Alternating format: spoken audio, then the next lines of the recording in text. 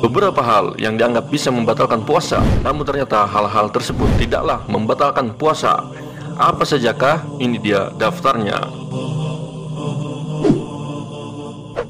Kentut di dalam air.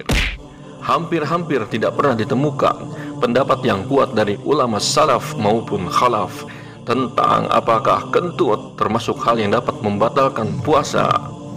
Karena para ulama hanya berpatokan kepada kaidah-kaidah umum tentang pembatal puasa, seperti kaidah al-fitru mimma dakhala wa laysa mimma kharaja.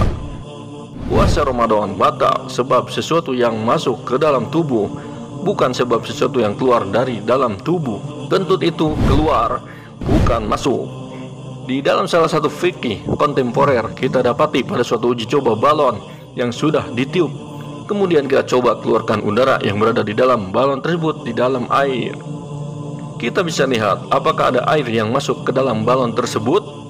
Jawabnya tidak. Lalu bagaimana bisa seseorang yang melakukan kentut di dalam air, kemudian airnya masuk ke dalam lubang kentut tersebut? Menelan ludah. Sayyid Sabiq dalam fiqh sunnahnya mengatakan, demikian pula dibolehkan untuk menelan benda-benda yang tidak mungkin bisa dihindari, seperti menelan ludah, debu-debu jalanan, taburan tepung atau dedak. Tentu ludah yang ditelan atau tertelan tersebut bukanlah ludah orang lain, akan tetapi ludah milik sendiri. Menangis. Syekh Muhammad bin Shalih Al-Utsaimin rahimahullah pernah ditanya, apakah air mata membatalkan puasa? Beliau menjawab sebagai berikut, menangis tidak termasuk pembatal puasa. Pembatal-pembatal puasa yang telah disepakati oleh para ulama hanya 3, yaitu makan, minum, dan jima yang dilakukan secara sengaja tanpa paksaan dan disertai pengetahuan bahwa hal itu adalah pembatal puasa. Adapun selebihnya masih diperselisihkan oleh para ulama. Mencicipi makanan.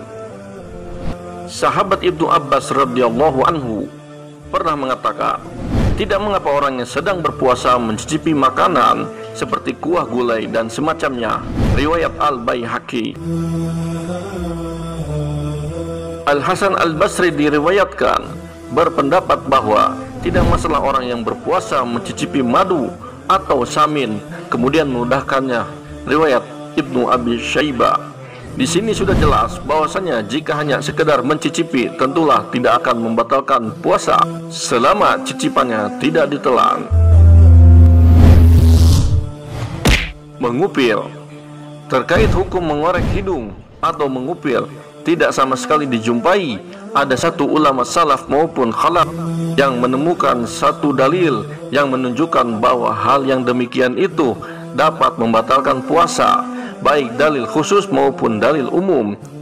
Andai pun dianalogikan dengan pembatal puasa yang kita kenal, seperti makan, minum, atau hubungan badan, sama sekali tidak ada yang sesuai. Karena kita juga sepakat karena mengorek-ngorek hidung atau mengupil tidak identik dengan makan, minum, apalagi hubungan badan. Jadi dengan tegas bisa kita pastikan bahwa semua ini sama sekali bukanlah pembatal puasa. Keluar darah. Dari Ibnu Abbas radhiyallahu anhuma berkata bahwa Nabi sallallahu alaihi wasallam berbekam dalam keadaan berihram dan berpuasa. Hadis riwayat Bukhari nomor 1938.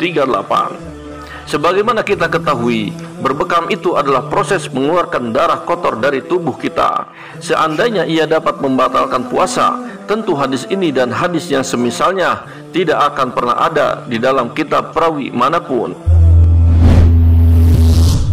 Muntah.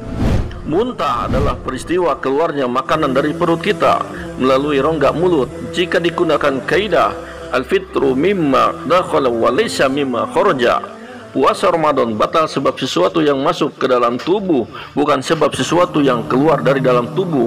Maka muntah bukanlah salah satu pembatal puasa. Adapun muntah yang dilakukan lantaran dimasukkannya jari-jari kita ke dalam rongga mulut sampai kerongkongan, hal inilah yang bisa membatalkan puasa. Mimpi basah. Syekh bin Baz rahimahullah pernah ditanya tentang bagaimana jika ada orang yang berpuasa, kemudian didapati orang tersebut mimpi basah di siang hari, apakah puasanya batal? Apakah dia wajib untuk bersegera untuk mandi wajib? Beliau rahimahullah menjawab, mimpi basah tidak membatalkan puasa, karena mimpi basah dilakukan bukan atas pilihan orang yang berpuasa tersebut. Ia punya keharusan untuk mandi wajib atau mandi junub jika ia melihat yang basah adalah air mani. Lalu jika ia mimpi basah setelah sholat subuh dan ia mengakhirkan mandi junub sampai waktu zuhur, maka itu tidaklah mengapa. Mandi di siang hari. Sejak kecil kita sudah ditakut-takuti bahwasanya jika kita mandi di siang hari maka akan membatalkan puasa. Hal seperti ini tentulah tidak benar, karena bertentangan dengan kaidah-kaidah pembatal puasa. Sebagaimana telah disebutkan di awal, bahwasanya aktivitas makan, minum, dan berjima merupakan pembatal puasa, sedangkan mandi bukanlah aktivitas makan, minum, bahkan jima. Jadi, mandi di siang hari tidaklah membatalkan puasa. Menggosok gigi menggunakan pasta gigi. Syekh Abdul Aziz bin Baz rahimahullah, ketika ditanya apa hukum menggunakan pasta gigi saat berpuasa, jawaban beliau adalah, membersihkan gigi saat dengan pasta gigi tidaklah membatalkan puasa, karena diibaratkan sebagai siwak. Hal ini selama menjaga diri dari sesuatu yang masuk dalam rongga perut. Adapun jika tidak sengaja ada sesuatu yang masuk di dalam, maka tidaklah batal. Hal ini tertuang di dalam Majmu' Fatawa Ibnu Baz, dinukil dari Fatwa Al-Islam, Su'al wal Jawab. Itulah sekelumit hal yang sering kita dapati menjelang bulan Ramadan. Semoga bermanfaat. Jika mungkin ada yang ingin menambahkan, silakan komen di kolom komentar. Jangan lupa untuk subscribe, like, comment, and share, agar Om J bisa terus menyuguhkan informasi-informasi seputar keislaman. Wallahu a'lam.